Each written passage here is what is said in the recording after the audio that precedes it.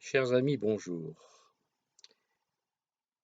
Dans le cadre de l'émission Le passé en direct, je voulais vous raconter une petite histoire aujourd'hui, une histoire vécue, celle du commandant Sacha. En 1983,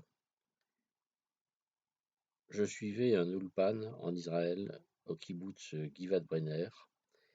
C'était un très grand kibboutz, avec des vergers, des jardins, des usines intégrées, des écoles, des pressings pour donner le linge, de grands, de grands plans de verdure avec des enfants qui jouaient et des personnes qui se déplaçaient aussi dans dans de petites voitures électriques.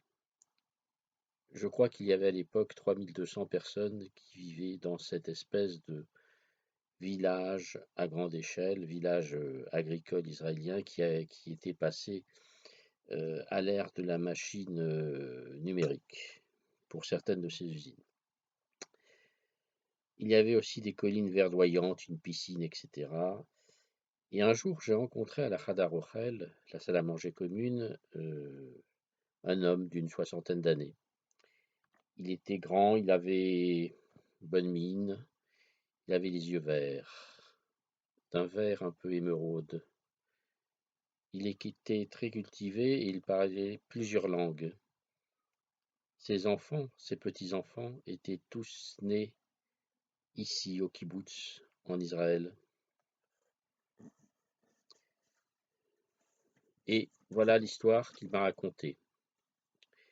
Lui venait d'une famille modeste, dans un petit village parsemé de maisons de bois comme on les voit dans les tableaux de Chagall.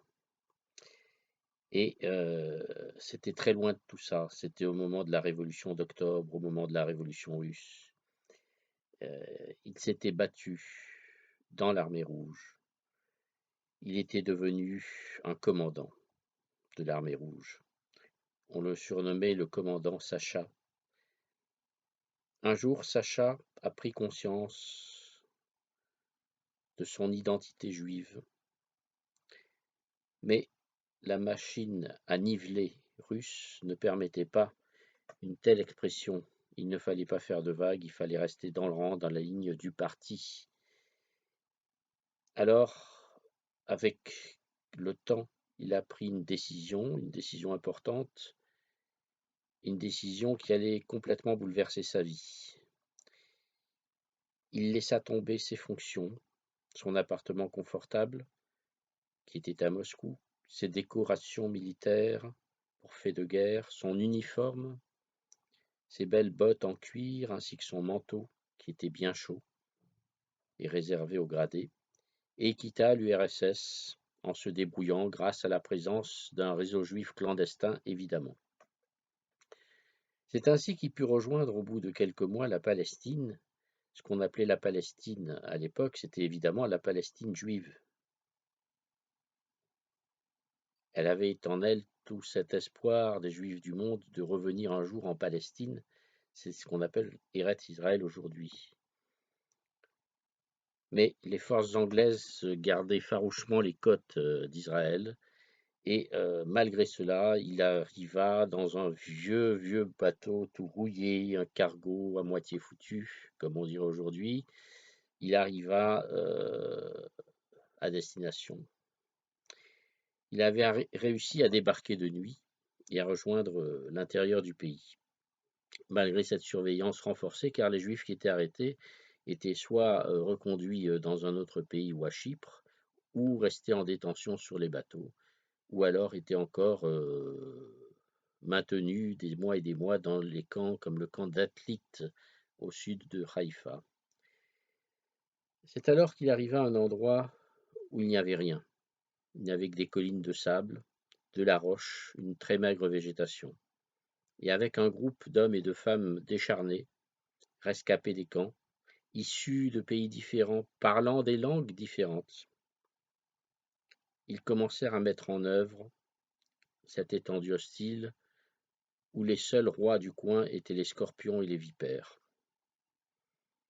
Ils travaillèrent sans compter, jusqu'à l'épuisement. Sacha me racontait que, dans les conditions de survie qui prévalaient alors, il était très difficile de se procurer à manger. Un œuf dur, un morceau de pain, c'était un luxe merveilleux. Aujourd'hui, on a beaucoup de mal à s'imaginer cela, mais c'était comme ça. Plusieurs de ses camarades tombèrent. Ils tombèrent suite aux sévices qui leur furent infligés dans les camps de la mort, et pendant de trop longs mois de privation de tout et surtout de nourriture. Nombre de ses compagnons avaient connu l'enfer, mais ils n'en parlaient plus. Alors, vous comprenez, cette terre difficile qui vous faisait attraper le malaria, il ne faut pas oublier qu'il n'y avait rien pour travailler la terre à l'époque. Il n'y avait pas d'outils, très peu d'outils. Eh bien, cette terre, même si difficile, elle avait des goûts de liberté. Elle avait un peu l'image du paradis sur terre. Cette terre d'Israël, il dut encore se battre, et se battre encore, en 48, en 56, en 67, en 73, et encore, ça n'arrêtait pas. Bien sûr, ils étaient très loin de ce pays, comme me disait Sacha, ce pays de lait et de miel qui était censé couler à flot.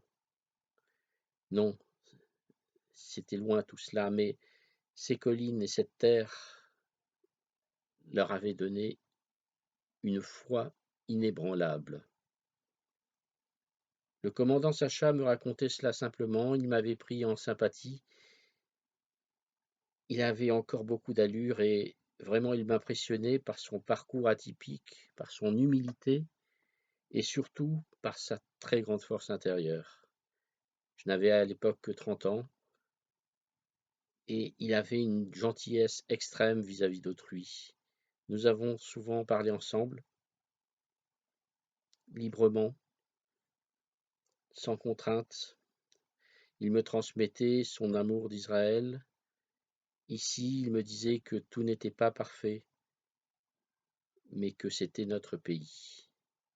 Il inspirait le respect par sa force morale et par cette aura qui l'accompagnait sans cesse.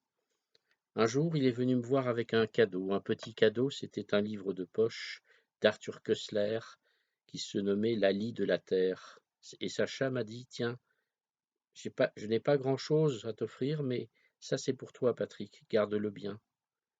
Ce roman racontait un peu ce qu'il avait ressenti à cette époque, être un paria, un déchet humain, du bétail, ne pas être reconnu, ne pas être accepté par le monde.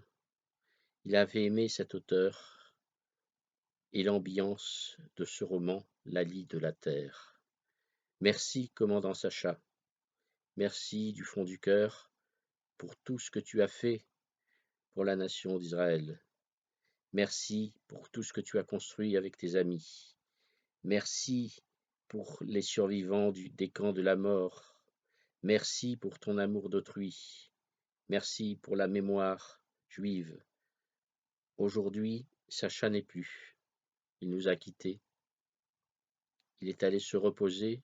Il dort à tout jamais dans une très belle allée d'eucalyptus, une allée d'arbres dressés comme au garde-à-vous, dans une dernière haie d'honneur, celle des héros des Reds Israël. Sacha, tu as laissé derrière toi de si belles choses. J'ai gardé précieusement ton livre, tu sais. Il est dans ma bibliothèque, et chaque jour je le regarde.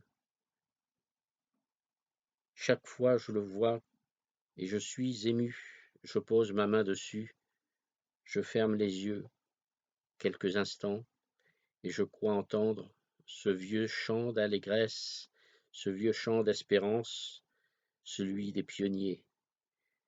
Ô tiré, Kamatov Iye, Bashana, Bashana Abba. Et oui, c'est bientôt Rosh Hashanah, et je voulais vous raconter en direct, ou presque, cette belle histoire.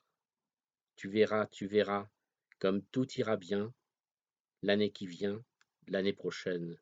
Alors je vous souhaite de bonnes fêtes de Tishri, et j'espère que vous continuerez tous à participer au sein de ce groupe HTM, à entretenir la mémoire et l'histoire juive, à ne pas oublier et à honorer ceux qui furent des héros. Merci et à bientôt pour une autre histoire.